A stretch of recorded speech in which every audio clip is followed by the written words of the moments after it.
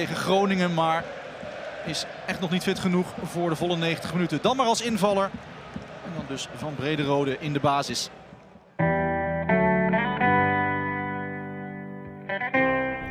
Dikutip dari sportstars.id, Sekretaris Jenderal PSSI Yunus Nusi menyatakan proses pendekatan terhadap beberapa pemain naturalisasi untuk Timnas Indonesia U19 sedang dilakukan.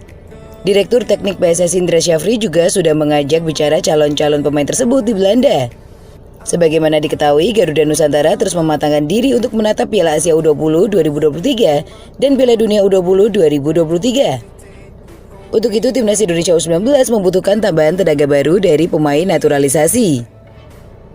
Sintayong sejatinya telah memanggil 3 pemain keturunan saat pemusatan latihan Timnas Indonesia U19 pada bulan Mei silam. Namun 3 pemain itu belum memenuhi syarat sehingga PSSI kembali mencari pemain keturunan untuk dinaturalisasi. Yunus mengatakan proses penjajakan yang dilakukan Indra di Belanda berjalan lancar. Beberapa pemain telah diajak bicara, sekalipun nama-namanya masih dirahasiakan.